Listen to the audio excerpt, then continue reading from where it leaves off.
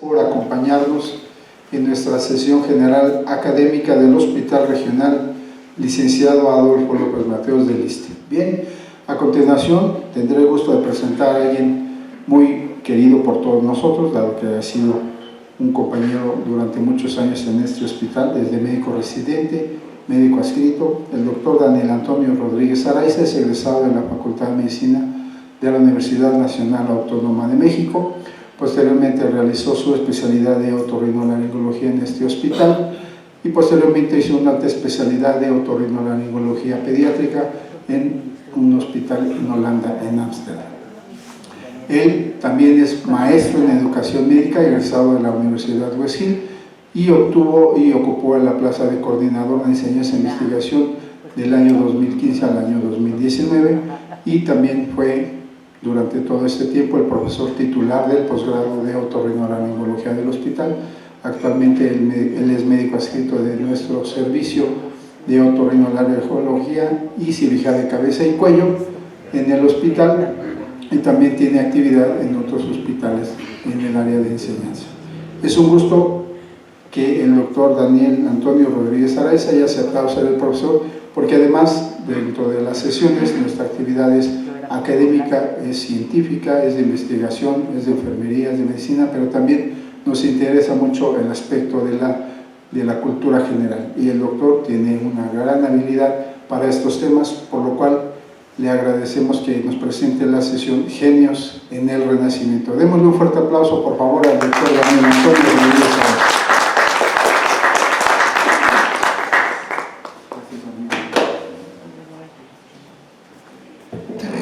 Muy buenos días tengan todos ustedes. Agradezco a todo el cuerpo directivo, al doctor Félix Octavio Martínez Alcalá, la doctora Diana Cruz y Andrés Nava por la invitación. Para mí siempre es un placer que cuando me dan la oportunidad de los micrófonos tomarlos, y agradezco mucho la invitación. Para mí es un placer y un honor estar aquí con ustedes.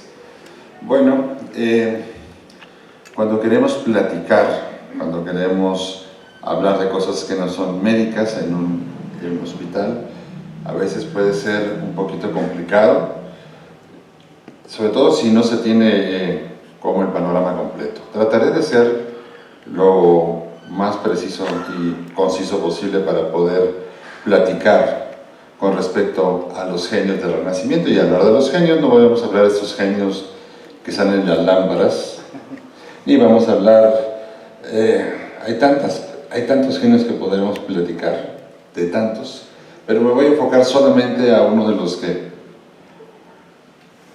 me gustan, de los que puedo invertir mucho tiempo de mi vida en leer, releer. El objetivo de la plática es revisar parte de la obra de Leonardo da Vinci como genio, revisar parte de la obra de Miguel Ángel Buonarroti como genio, y al final ustedes decidirán con qué genio se quieren quedar. Las preguntas de la vida, que son cuándo, quién, cómo, qué, dónde y por qué, son lo que nos hacen transformar lo que estamos haciendo previamente. Y estos dos genios cambiaron mucho estos paradigmas que para su época eran la piedra toral como se tenían que conducir. Y vamos a platicar de ello. Para empezar, pues bueno, vamos a hablar de la genialidad. ¿Qué es la genialidad? Pues es la capacidad que tiene cualquier ser humano de hacer cosas extraordinarias y hacer cosas diferentes y dignas de admiración. Eso es ser genial. Hubo muchos sigmas en la historia del hombre, en la cual la invención del teléfono, la invención de la imprenta y ahora la invención de la computadora, al principio decían, ¿para qué queremos el teléfono? Eso va a hacer que nos despersonalicemos. Bueno, cambió. La imprenta, ¿para qué? Y ahora cambió. Y la computación, y esperemos la inteligencia artificial que va a pasar con ella. Pero bueno, quiero comentarles que esta plática es solamente mi punto de vista. Podemos nutrirla con lo que ustedes quieran platicar al final de la charla, pero yo me hago responsable de lo que se venga y se diga en esta parte. Entonces les quiero platicar sobre Leonardo da Vinci y Miguel Ángel Buonarroti. 25 años de diferencia, Leonardo más viejo y más joven Miguel Ángel.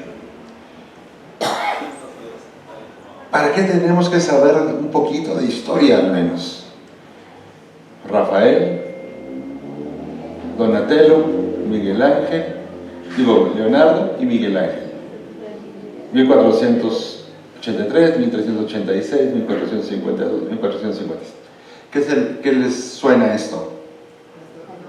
Las tortugas ninjas, precisamente, ¿sí? Malo. ¿Por qué malo? Porque Leonardo, que era el científico, lo ponen como Donatello. Rafael lo tiene que... las acciones están cambiadas, eso es algún problema. Entonces, tanto Peter como Kevin se equivocaron, ¿no? Tenían que haber, si hubieran estudiado un poquito más de Renacimiento, posiblemente hubieran quedado así, ¿no? Leonardo, Miguel Ángel, Rafael y Botticelli. Botticelli era en lugar de Leonardo, porque juegan en la misma liga, 1400, 1400, 1400. El otro era 100 años más anterior. Sí era parte del Renacimiento, entró en la última parte del inicio del Renacimiento, pero bueno, estos eran los que tendrían que ser las tortugas ninja. Pero bueno, seguimos. Seguimos con estos dos personajes. Y ¿qué es el Renacimiento? El Renacimiento es la parte de la historia en la cual el ser humano, el hombre, deja de hacerle caso a la iglesia. Esa es realmente la parte del Renacimiento. Y entonces, pues, el confrontamiento con Roma era constante. ¿Quién es el que hizo que hiciéramos este cambio de paradigma? Florencia. En Florencia llegan los Medici, y los Medici hacen un cambio importante. Empiezan a hacer bibliotecas públicas. El conocimiento solamente era acercado a aquellas personas que eran letradas. Pero cuando lo abren al público, y esto fue en el Renacimiento, cuando nacen las bibliotecas públicas, hace un cambio paradigmático importante en la historia del hombre. Pues bueno, vamos a platicar de este periodo, que es en la parte de la Edad Moderna y el inicio del Renacimiento. Ahí nos vamos a ubicar. Y entonces, hoy día conocemos a Italia así, ¿no? Aquí está Roma, aquí está la Ciudad del Vaticano y aquí está Florencia, ¿no? Pero quiero decirles que cuando estaba el Renacimiento, Italia no existía. Italia se instala como república en 1862. O sea, no existía Italia como tal. Eran los estados italianos solamente. Pero este lugar, que es Florencia, es la cuna de cómo hacer las cosas diferentes. Y les presento a Miguel Ángel. Y Miguel Ángel rompe el cómo. ¿Cómo es que rompe el cómo? Bueno, vamos a hablar un poquito con respecto a la representación de David y Goliat. ¿Se acuerdan del rey David, no? David, que se enfrenta a Goliat, agarra con una piedra, se la avienta y se le pega en la cabeza. ¿Cómo se representaba a David y a Goliat antes que Miguel Ángel hiciera lo que hizo? Bueno, les presento a Tiziano. Le pega en la cabeza, después con su espada le corta la cabeza a David. Guido Reni también le corta la cabeza. David, el Caravaggio, Caravaggio igual, da el golpe en la cabeza y le corta la cabeza. Horacio, también, aquí tenemos cómo le corta la cabeza a David. Y todas las representaciones de David y Goliat eran, ya muerto Goliat, y le cortaban la cabeza. Esa es la representación clásica de David y Goliat. ¿Qué hace Miguel Ángel? Miguel Ángel cambia el cómo. ¿Y cómo lo hace? Hace exactamente los minutos previos al enfrentamiento con Goliat. Se le queda viendo. Y esta es una réplica del David que está en el lugar original que ocupó el David en su momento en el Renacimiento. y la vista del David está hacia Roma. Esa es una de las características importantes. Y se está enfrentando, aquí tiene la piedra, y va a enfrentarse directamente ¿a quién? Al más poderoso en ese tiempo. Pero bueno, aquí tenemos al David, más de 5 metros, su onda, su piedra, y exactamente los minutos antes de enfrentarse a Goliat. Y esto cambió la forma de ver las cosas. Ahí está el tamaño de David. Hoy día se encuentra en la academia y lo pueden ir a visitar, es sensacional. Una historia con respecto al David es que la persona, el mecenas que le pagó a Miguel Ángel para hacerlo, le dijo, es que esta nariz está muy judía. Él no se iba a poner a pelear. Agarró polvo de mármol, se subió los 5 metros, hizo que le pegaba, tiró el polvo. ¿Cómo la ve usted, señor? Muy bien, así sí. Y así se quedó, ¿no? Entonces, bueno, hay muchas historias con respecto a esto. Pero bueno, vean cómo cambia el cómo. ¿Cómo podemos cambiar el cómo, aún a pesar de las partes que están marcadas como dogmas? Vamos a hablar de Leonardo. Leonardo habla sobre la transversalidad de los conocimientos, la verticalidad, las matemáticas, la física, la química y todo, y esto lo junta todo el conocimiento lo une para hacer que, bueno, él le encanta.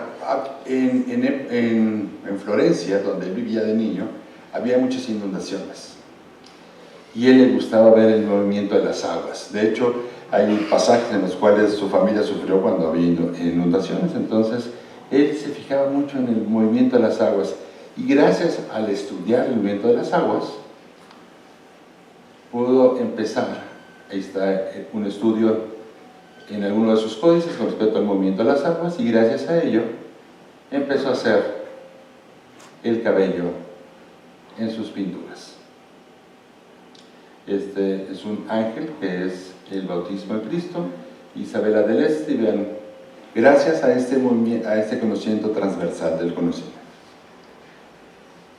Estaba obsesionado con que el hombre volara así, pero Leonardo realmente inventó la máquina para volar.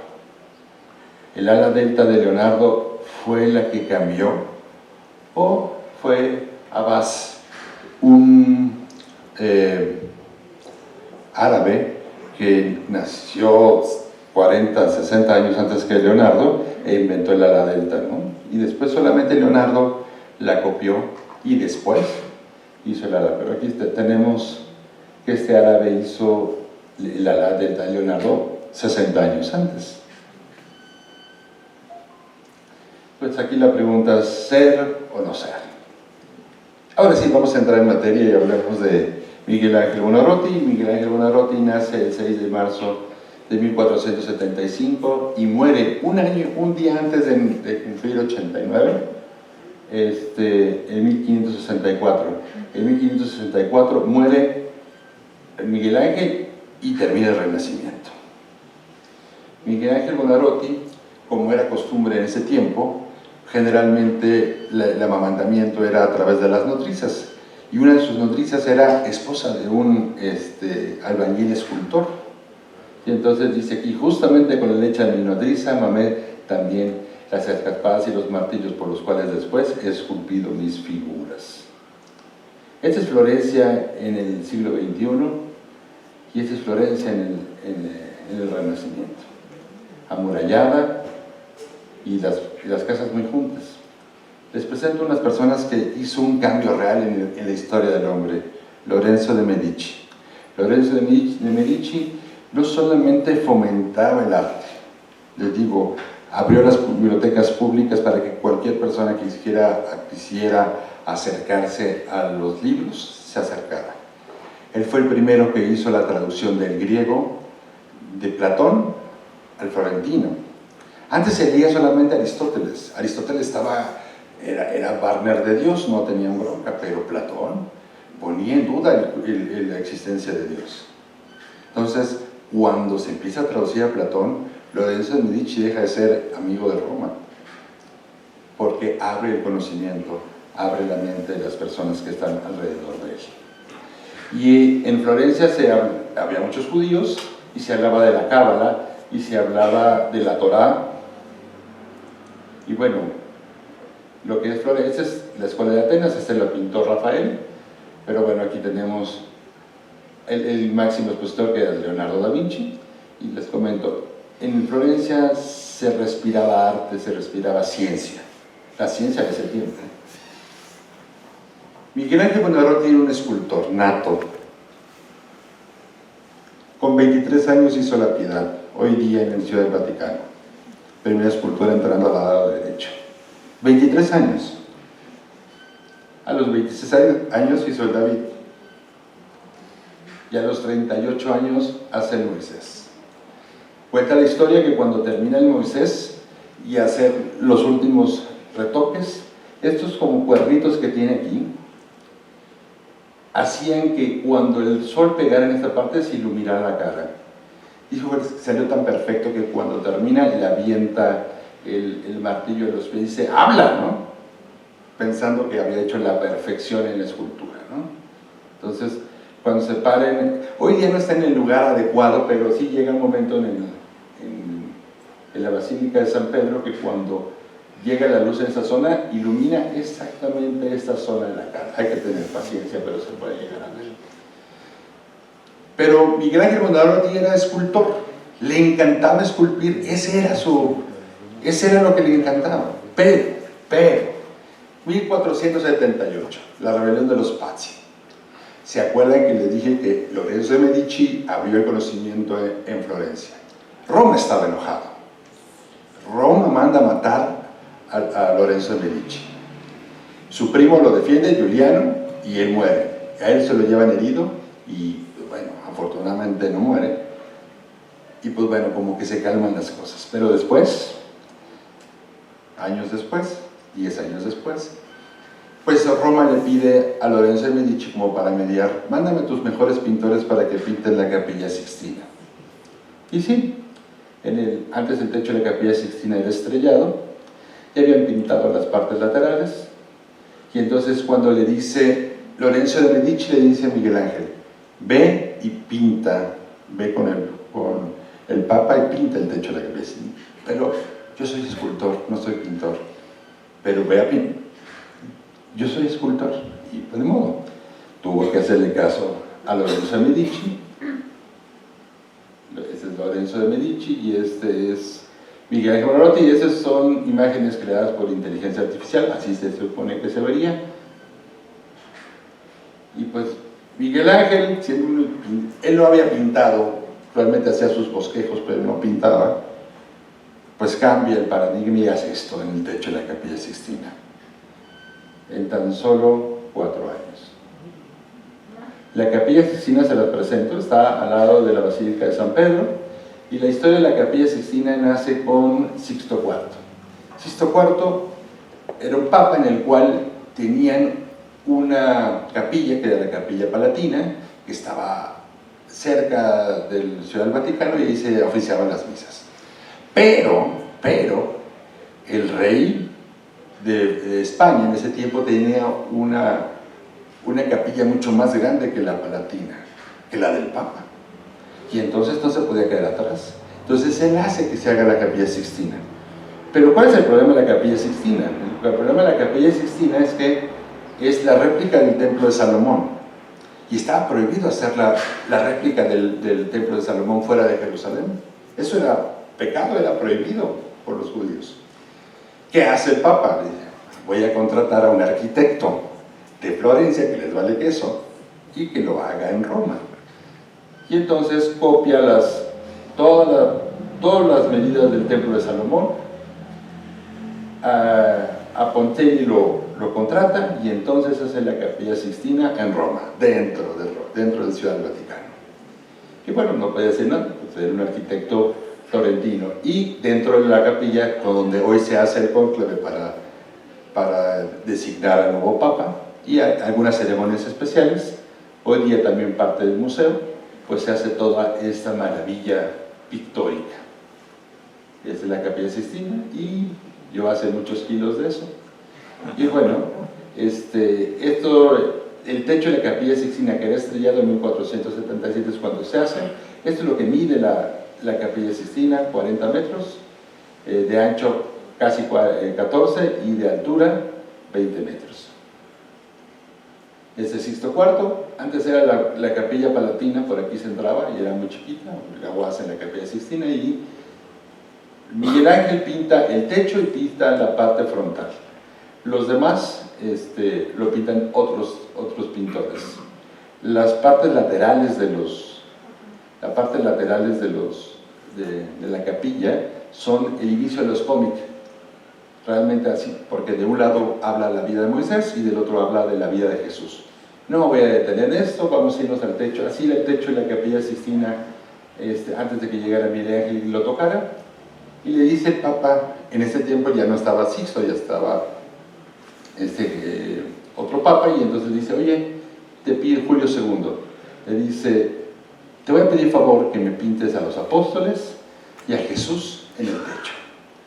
Y le dice Miguel Ángel, creo que eso es muy vacío. A ver, yo soy el Papa, por favor pinta eso. Y la verdad no le hizo caso y pintó esto. Esto es el techo de la Capilla Sixtina antes que fuera limpiada, no fue restaurada, fue limpiada el techo, y después de limpiarla, un grupo japonés se pagó el financiamiento para la limpieza y pues quedó esto, ¿no? Así se ve actualmente la Capilla Sixtina. ¿Cuál fue el reto de Miguel Ángel? No solamente era escultor, o sea, no solamente se dedicaba a esculpir, no pintaba, no era su fuerte. Pero no solamente eso, la bóveda de la Capilla Sixtina no es plana, es una bóveda, y pintar una bóveda para que se vea los cuerpos como se deben de ver era un reto mayor. Entonces, así se pintaba, y se ve bastante simétrico. Si ustedes lo vieran, esto se ve bastante simétrico. Cuando ustedes van a la Capilla Sixtina, esto se ve de manera maravillosa. Esto que se ve aquí, estas estructuras que se ven, están pintadas, no están esculpidas, están pintadas. Bueno, seguimos. Me voy a enfocar en el techo de la Capilla Sixtina solamente a este cuadro, a esta parte central. Son 9 pinturas, 1, 2, 3, 4, 5, 6, 7, 1, 2, 3, 4, 5, 6, 7, 8, 9. Son 9 pinturas centrales. ¿Cuál es la obra de Miguel Ángel más conocida en la Capilla Sixtina? La creación de Adán. Sí, muy bien. ¿Cuál es el mensaje que nos manda Miguel Ángel Buonarroti?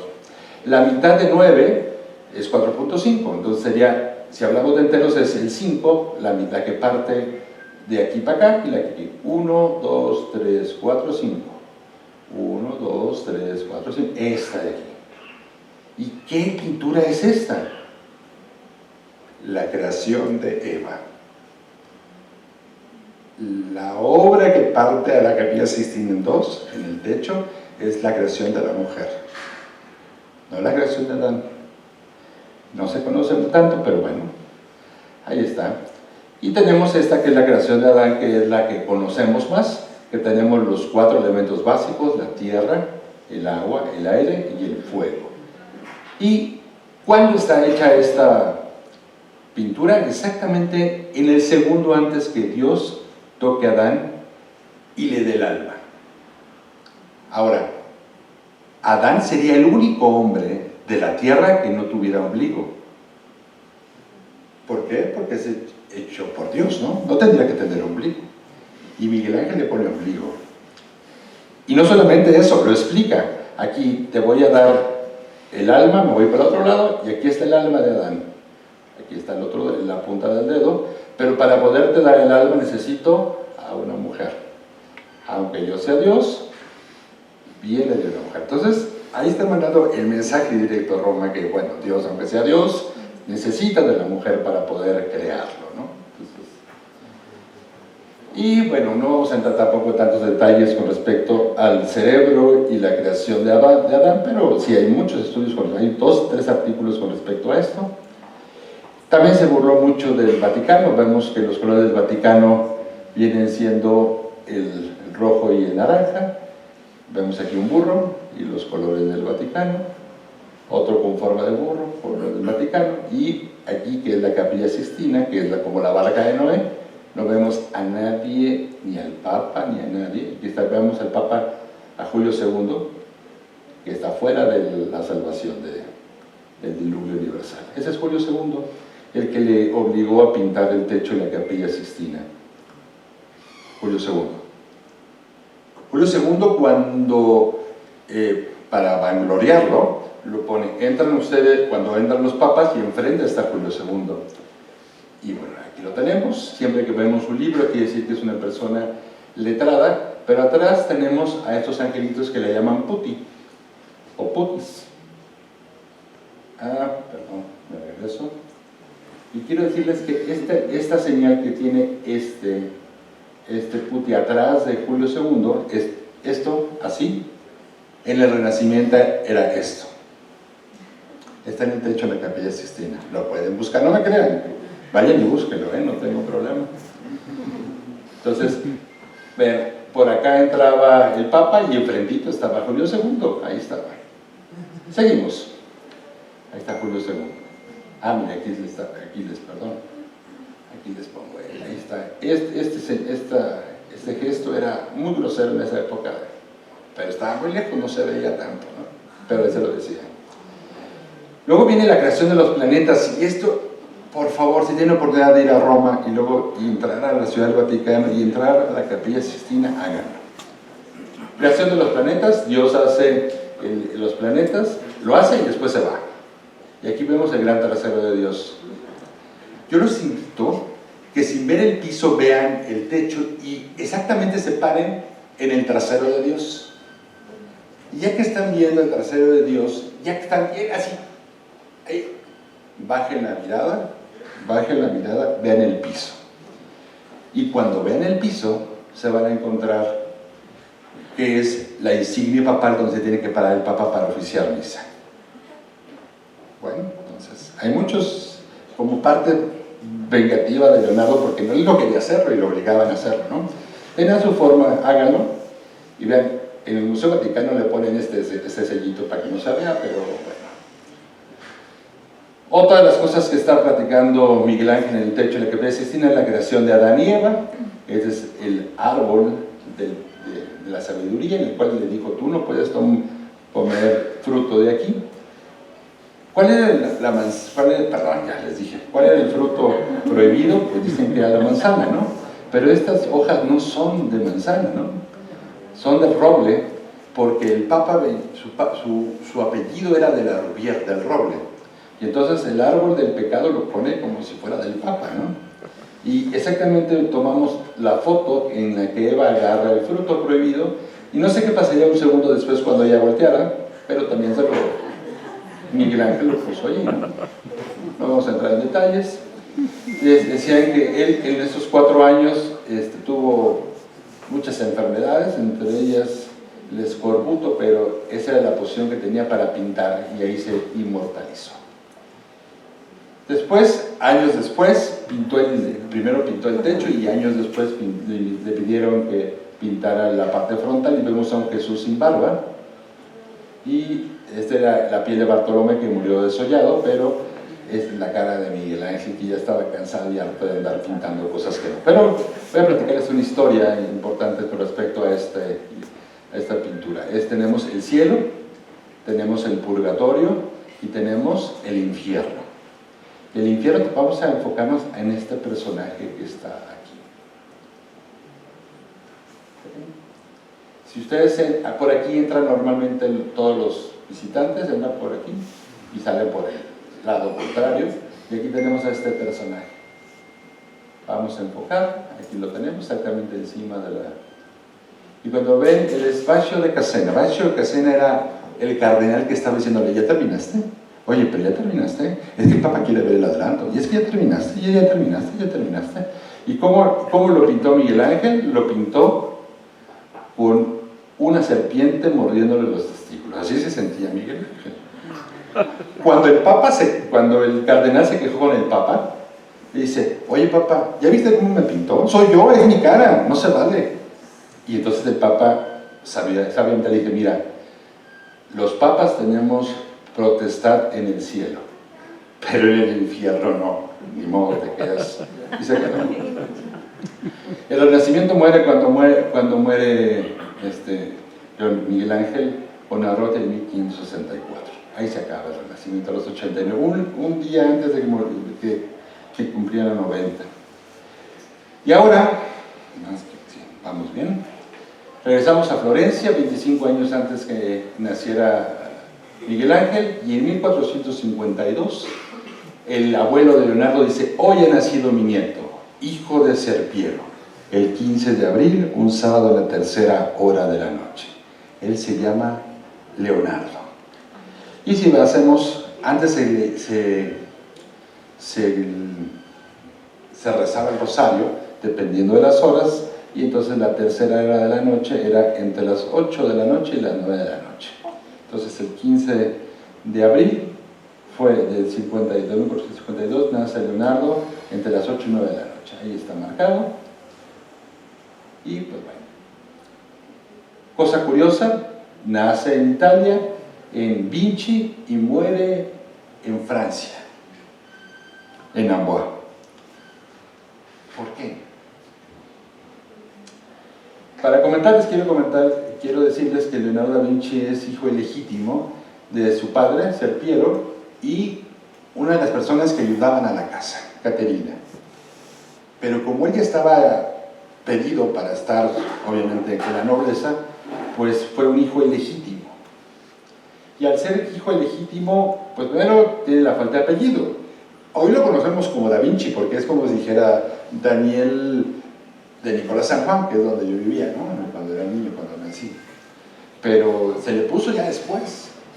Era un hijo ilegítimo, y eso le negaba el derecho a la escuela y a no ejercer la profesión de su padre, que era la notaría. Gracias, qué bueno que no hizo eso, ¿verdad?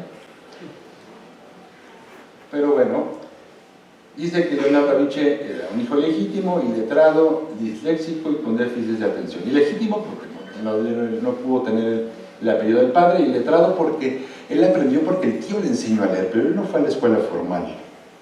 Disléxico, tenemos varias partes de la historia, en tanto sus escritos como en las historias que se platican de él, que era disléxico, y déficit de atención, generalmente no terminaba lo que empezaba.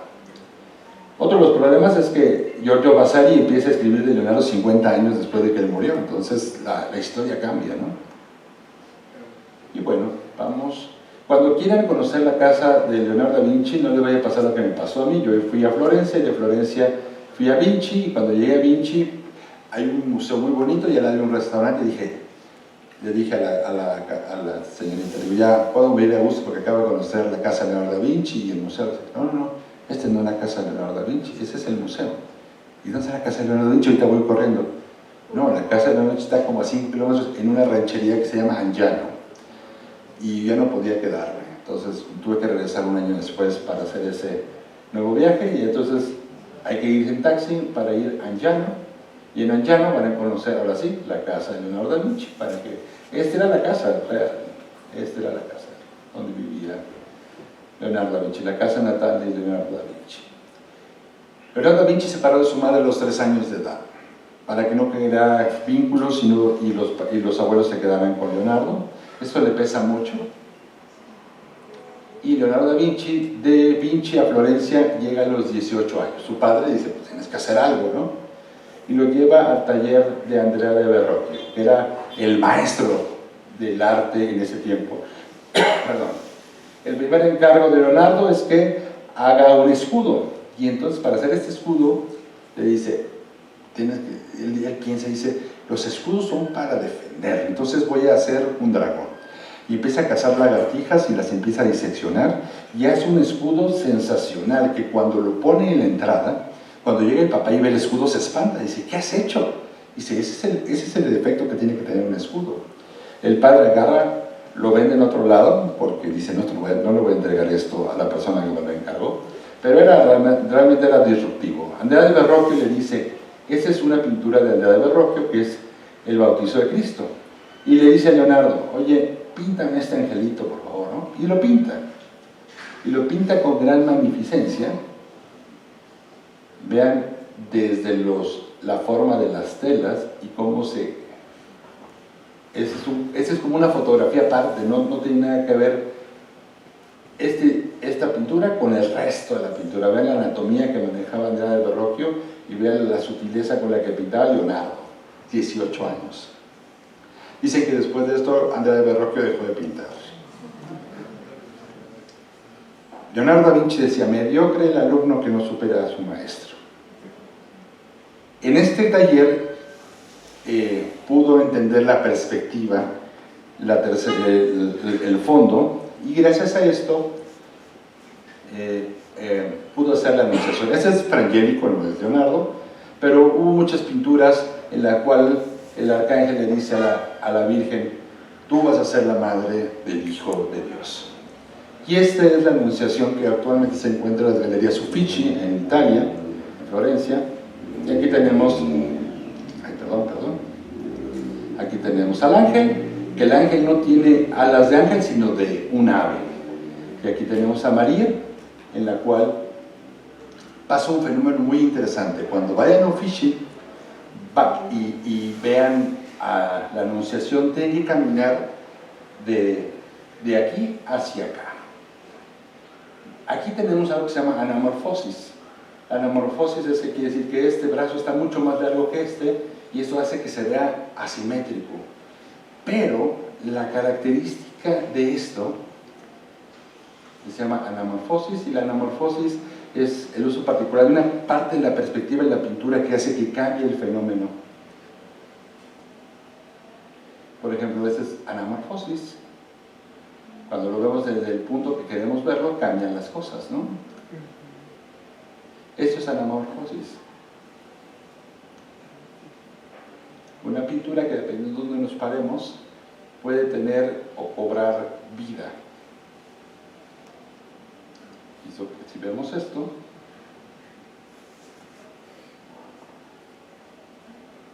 eso está inmóvil, es cartón.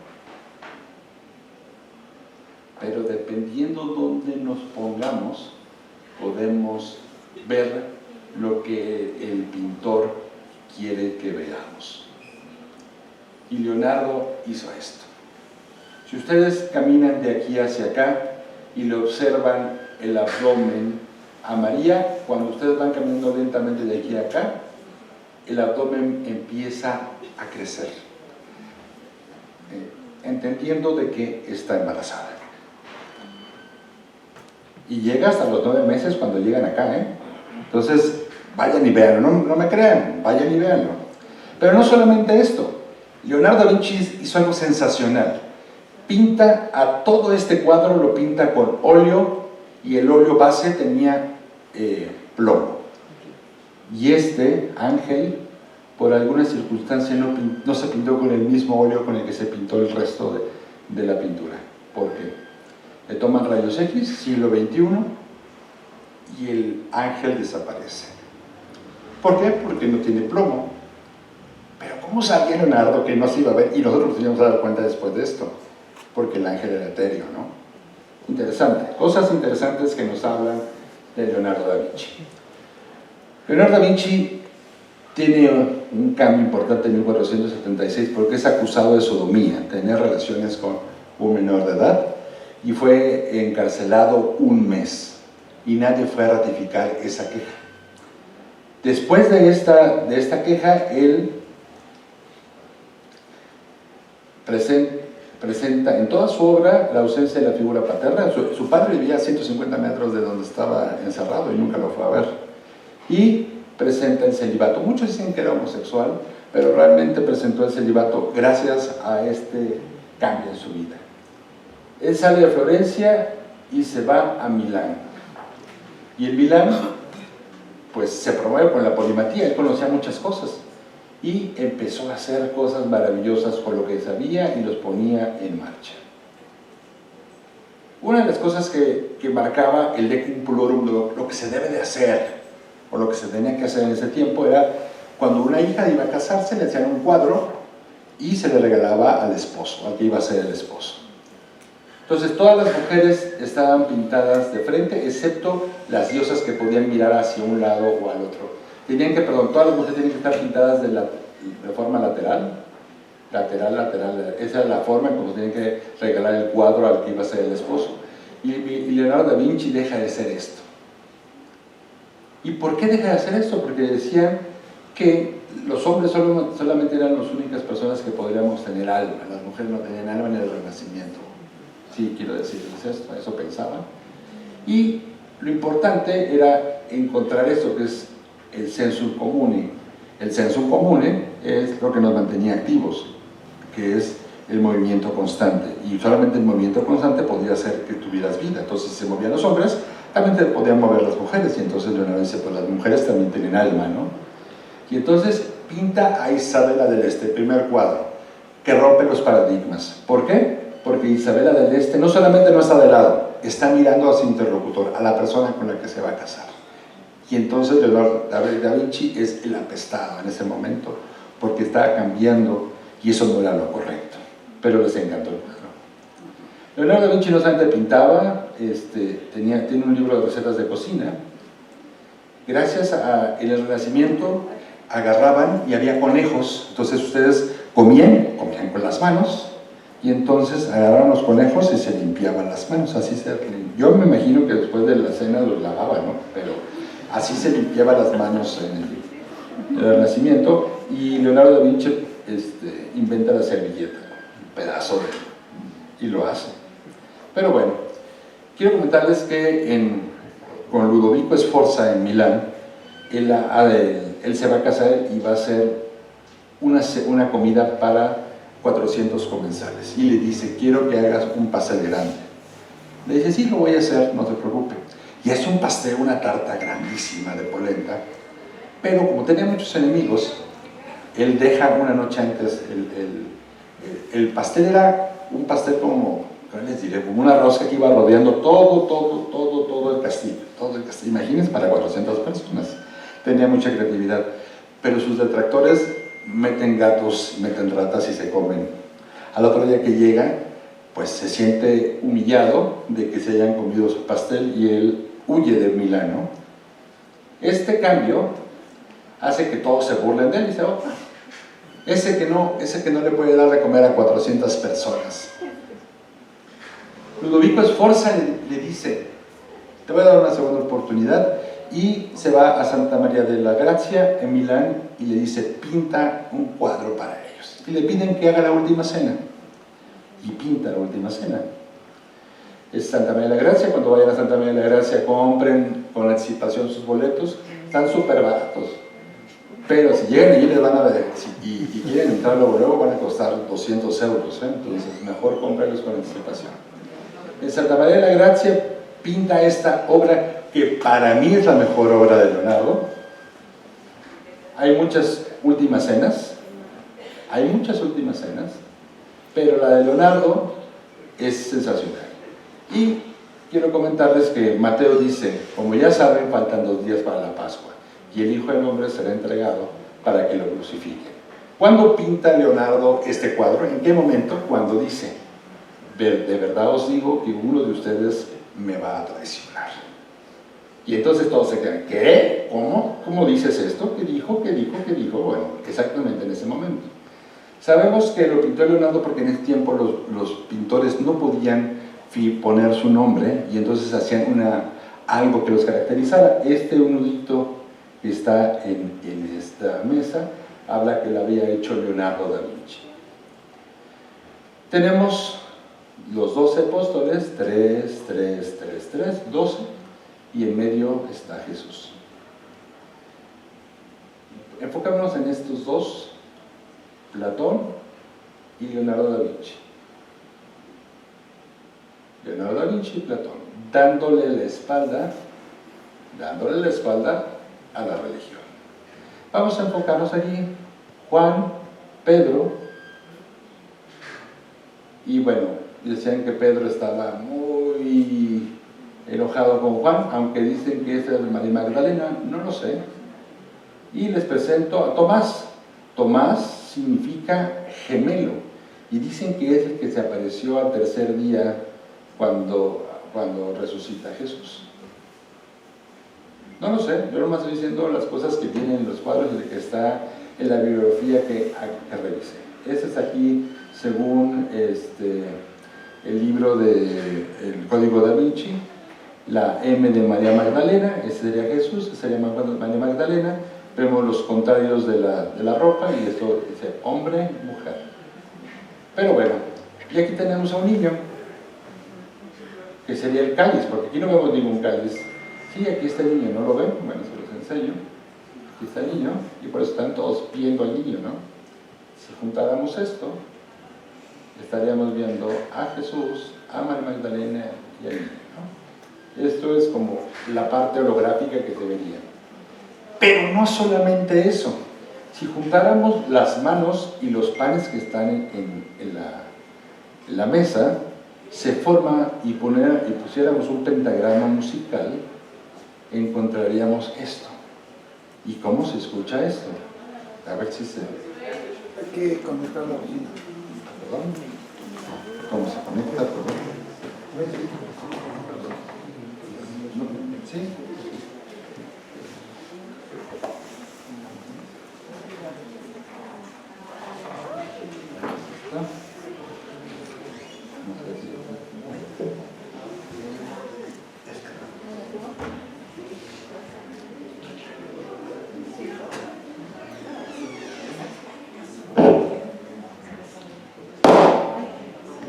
Perdón, gracias, disculpen.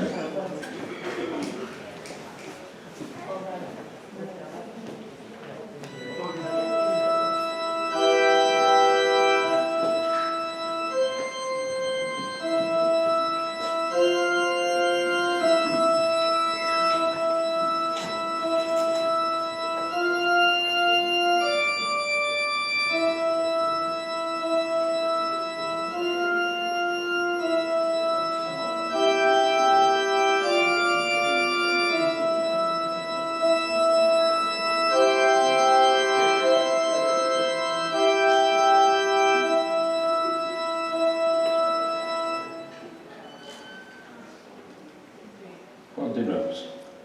Segunda Guerra Mundial, afortunadamente, o sea, le pegaron pero no tumbaron la última cena, ¿eh? Eso es algo como sensacional. Ahí está. Aún a pesar de la Segunda Guerra Mundial se pudo rescatar el cuadro, vean, algo pasa. Y les presento a la última cena, perdón, ahí está. La última cena de Santa María la Gracia y la réplica de la última cena. Llega Francisco II, invade Florencia, dice, córtenme ese pedazo y llévenmelo a Francia. No se puede reír, porque si se rompe se cuartea y corten ese, no se puede reír porque si se corta se rompe y se pierde la obra. Y entonces le dice, ok, perfecto. ¿Quién lo pintó? Leonardo. Se van a Leonardo y pinta una réplica lo que hoy es Bélgica, que era parte del territorio francés en ese momento. Hoy la pueden visitar en Bélgica, la réplica pintada por Leonardo, que no se sabe mucho de esto porque no sé por qué, pero ahí está, la réplica pintada por Leonardo y otras personas. Es como cuando aquí los cirujanos lo hizo todo, ¿no? El buen presidente, le puso un puntito, el interno, todos participamos. Bueno, no voy a entrar, este caballo lo quiso hacer Leonardo, pero no lo pudo terminar porque todo el hierro que necesitaban había entrado a Florencia en guerra y entonces no lo pudo terminar, y después los mecenas hicieron que se pudiera fortalecer en el siglo XXI. Se fue a Venecia, en Venecia inventó, es gracias a la parte del buzo para que pudieran entrar, y les quiero platicar otro de las cosas interesantes. Leonardo da Vinci pinta a la Virgen de las Rocas. Este está en Londres, este está en el Museo del Louvre. El pasaje de la Virgen de las Rocas no es un pasaje bíblico, es de los evangelios apócrifos y fue descubierto en el siglo XIX. Si esto se pinta en el Renacimiento, ¿cómo se enteró Leonardo da Vinci del pasaje de la Virgen de las Rocas. Cosas súper interesantes, ¿no? Regresa a Florencia y en Florencia los juntan a los dos para pintar la pantalla de Alighieri. No se soportaron ni 2 semanas. Eso, para todos los que, como vamos a juntar tal TikToker con tal TikToker a ver qué pasa, bueno, eso no funciona. Y Miguel Ángel, y bueno, Leonardo pinta una de las obras más conocidas en el mundo. Un niño tú le preguntas quién es esto y es la Mona Lisa, todo, no sé.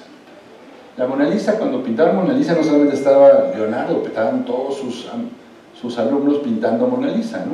Y esto es lo que... Mona Lisa estaba en el Museo del Louvre, ahí estaba, en uno de los pasillos. Y el 21 de agosto de 1921, Vicencio Perugio roba el cuadro de Mona Lisa. Se lo roba y se lo regresa a Italia. Dice, ¿por qué lo tienen aquí si Leonardo es italiano, aquí es Francia, ¿para qué? Bueno, se lo lleva y cuando... aquí hasta hacen, en ese tiempo hicieron, en 1911, cómo hizo todo el movimiento para sacarlo, ¿no? Cuando él lo quiso vender en las galerías Uffizi, bueno, regresarlo a las galerías Uffizi, las Uffizi dicen, no, esto no es correcto, no es moral, y lo regresan a Francia. Y bueno, todos iban al Museo del Louvre a ver la pintura que se habían robado. Eso se llama la añoranza del objeto perdido, y entonces ahí estaba. Y todos empezó a aumentar el flujo de personas que visitaban el Louvre para ver la obra que se habían robado del Louvre. Sí les había dicho que Leonardo da Vinci nace en Italia, en Vinci, y muere en Francia, en Amboise. Muere porque es desterrado, lo encuentran haciendo disecciones en el Museo del Vaticano. Está prohibido hacer disecciones en cadáver. Y en el Vaticano, en los aposentos del Papa, y lo corren. Dice, o te corremos o te va a pasar algo. Y se va. Y Francisco II lo recoge y se queda con él. Y entonces, pues la Mona Lisa es francesa, tanto así que cuando Francia gana el Mundial, a la Mona Lisa la pintan de poner el traje francés, ¿no? Esto a los italianos no les gustó mucho. Y cuando en el 2000 hacen la reunión de todas las Mona Lisas del mundo, pues no manda nada a Italia, ¿no? Entonces, bueno, la Mona Lisa es la más representada, las pinturas más representadas y ridiculizadas en el mundo. Y bueno, les platico. Francisco II, bueno, ve morir a Leonardo da Vinci y la única obra que siempre cargaba él era esta, Mona Lisa. No vamos a entrar en detalles tampoco en Mona Lisa, pero también sí les quiero comentar, sí conocen a ese individuo, ¿verdad? Pablo Picasso estaba a punto de pisar la cárcel porque él tenía una réplica de Mona Lisa.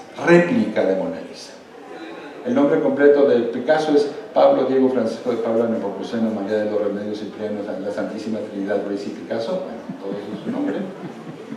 Él está a punto de pisar la cárcel porque él tenía una réplica pintada por él de Mona Lisa. El Museo del Louvre en el 2000 hace la reunión para la unión de todas las Mona Lisas. No voy a entrar en ese detalle. Y hoy día, bueno, esta Mona Lisa está aquí, está cubierta con un cristal especial, ha sido maltratada en 4 ocasiones. En el 56 levantaba una piedra, en el 2007 un pastel, en el 2009 una taza de té y el año pasado una sopa, ¿no? ¿Por qué? No lo sé, pero bueno, ahí está. Mona Lisa dicen que es el retrato de Miguel Ángel, de Leonardo da Vinci, la parte andrógina, pero bueno, si Cuevas hace lo mismo y tanto Frida Kahlo como Diego Rivera hacen lo mismo, ¿por qué no lo podría haber hecho él, no? Hay muchas Mona Lisas, ¿cuál es la verdad de las cosas? No lo sé, pero cuando hicieron esto de reunir a todas las Mona Lisas, todas las Mona Lisas que habían pintado, se encontraron que en el Prado encontraban una Mona Lisa muy parecida.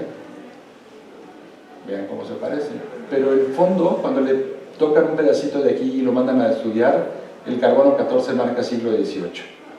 Pero cuando le toman una muestra de aquí, marca siglo XIV. Le quitan el fondo y es Mona Lisa. Le toman muestras en la parte posterior y hay huellas del maestro detrás de esta obra. No la pintó él, pero posiblemente alguno de sus ayudantes lo hizo. Y bueno, le presento el Museo del Louvre. El Museo del Louvre Actualmente entran 9,5 millones de personas a visitarlo, a ver la Victoria de Samotracia, Código de Hammurabi, la Venus de Milo, la Balsa de Jericó, pero realmente todos pagan su boleto para tomarse una selfie con Mona Lisa, esa es la verdad de las cosas. Y pues bueno, todos, el 90% de las personas solamente paga su boleto para tomarse la foto. Obviamente. Estas sonrisas que se llaman postureo, que hace mucho en el Instagram, pues bueno, es cuando sonreímos pero no estamos contentos. ¿Cuántos museos del Louvre existen? ¿Saben cuántos museos del Louvre existen? Ya casi quedan 2 minutos más. 2, uno en París y uno en Abu Dhabi. En el Museo de París tenemos Mona Lisa, pero Abu Dhabi no tiene obra de Leonardo, entonces es cuando empiezan a ver las nuevas obras de Leonardo y vemos a esta pintura sensacional, Salvatore Mundi. Salvatore Mundi fue vendida por 450 millones a un jeque árabe para que se fuera a Abu Dhabi, no vamos a entrar tampoco en detalles, pero este cuadro se va a Abu Dhabi al Museo del Louvre y se pierde. Hoy no se sabe cuál es su paradero real. Ahí está, el Museo del Louvre en Abu Dhabi. Entonces, pues no voy a entrar. Entonces, Leonardo da Vinci era un genio, sí, hacía cosas de admiración. Y Leonardo da Vinci era un taumaturgo. ¿Qué es un taumaturgo? Una persona que tiene poderes para hacer milagros o actos prodigiosos. ¿Qué milagro pudo haber hecho Leonardo? Si no me lo creen, Leonardo hizo el primer robot en la historia del hombre. Al igual que la réplica que se conserva hoy en día en el Museo del Castillo, el león mecánico se podía mover de manera independiente y hacía gala de una increíble destreza. Por los datos que tenemos del león de Leonardo, sabemos que se desplazaba por el suelo autoalimentado. La mayoría de los que presenciaron la presentación ante el rey se enfrentaron al león mecánico con miedo, dado que jamás habían tenido ocasión de ver algo como aquello, algo capaz de moverse solo. Bueno, es la vida de Leonardo, la línea de tiempo, no vamos a entrar.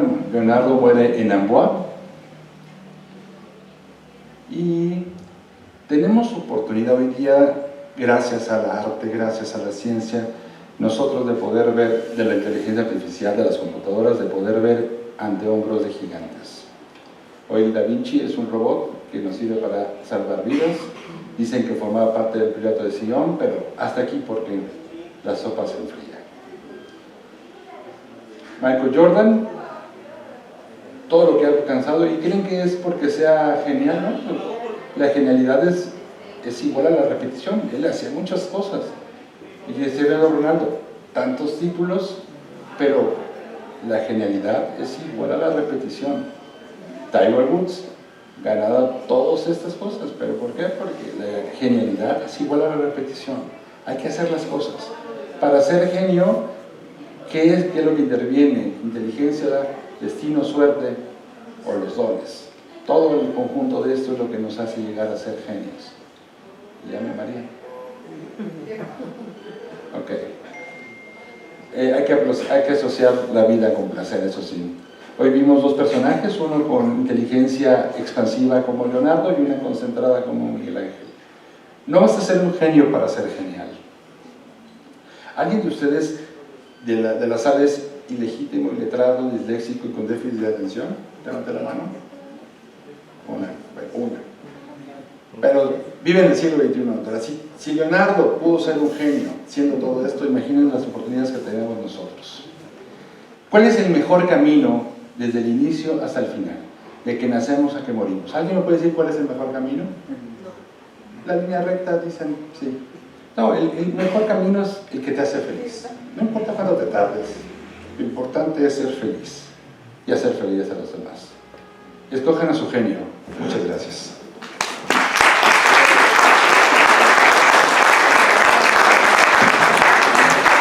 Perdón que me haya excedido 5 minutos, pero híjole, a veces vale la pena.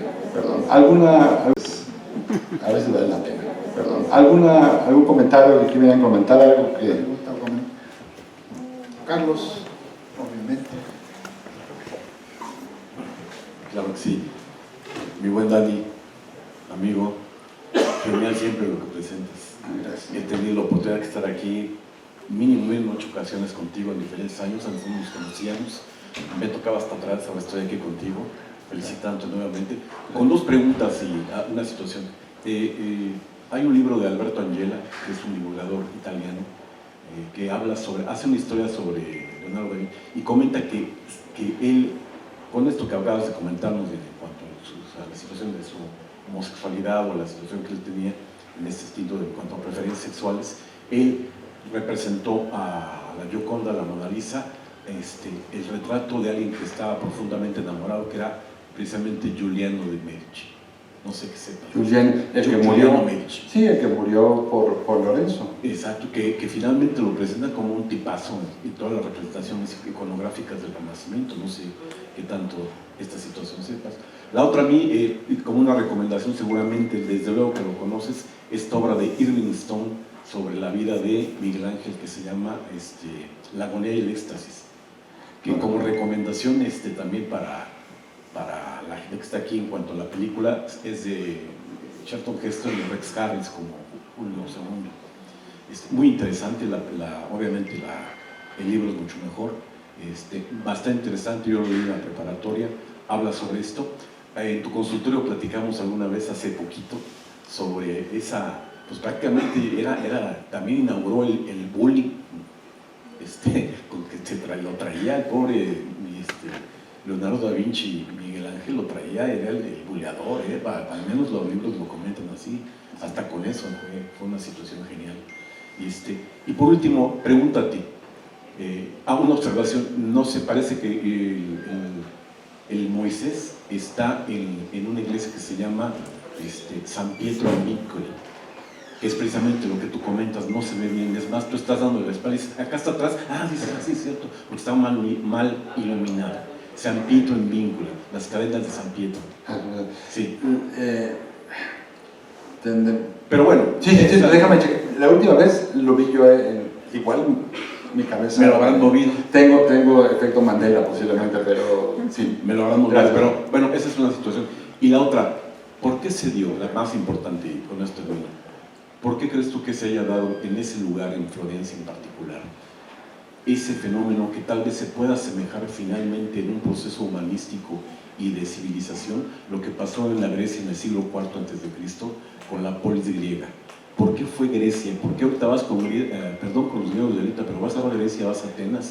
Híjole, parece que estás metido no sé dónde, de aquí qué colonia, ¿sí? Parece mentira. Pero lo que veo es qué se dio en Florencia, qué se dio en ese momento para que hubiera tanto de esta situación.